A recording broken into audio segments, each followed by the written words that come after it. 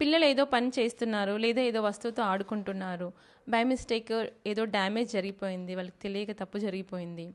అప్పుడు మనం ఏంటంటే మామూలుగా అరిచేస్తాం, తిట్టేస్తాం. అంటే గట్టిగా చెప్తే ఇంకోసారి చేయకుండా ఉంటారేమో, ఇంకోసారి ఇది రిపీట్ అవ్వకుండా ఉంటుందేమో అని మన ఇంటెన్షన్. కానీ మనం గట్టిగా అరిచినప్పుడు, ఎక్కువ రియాక్టివ్ మోడ్లో వాళ్ళని హ్యాండిల్ చేయాలి అనుకున్నప్పుడు ఏమవుతుందంటే వాళ్ళు ఆల్రెడీ డ్యామేజ్ జరిగినందుకు కొంచెం ఎమోషనల్గా డిస్టర్బ్ అవుతారు. వాళ్ళకి క్రియేట్ అయిన ఎమోషనల్ డిస్టర్బెన్స్ వల్ల వాళ్ళు మనం చెప్పేది రిసీవ్ చేసుకునే పరిస్థితిలో ఉండరు.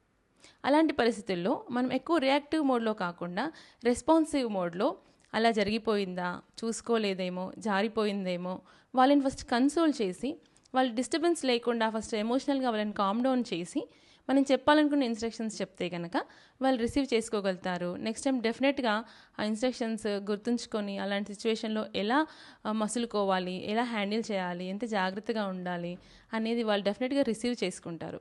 సో మనం ఎక్కువ రియాక్టివ్ మోడ్లో కాకుండా రెస్పాన్సివ్ మోడ్లో పిల్లలకి చెప్తే గనక వాళ్ళకి అది లాంగ్ టర్మ్ మెమొరీలో బాగా గుర్తుంటుంది. వీడియో నచ్చితే కనుక షేర్ చేయండి, లైక్ చేయండి. మరిన్ని వీడియోస్ కోసం ఛానల్ని సబ్స్క్రైబ్ చేయండి. Thank you.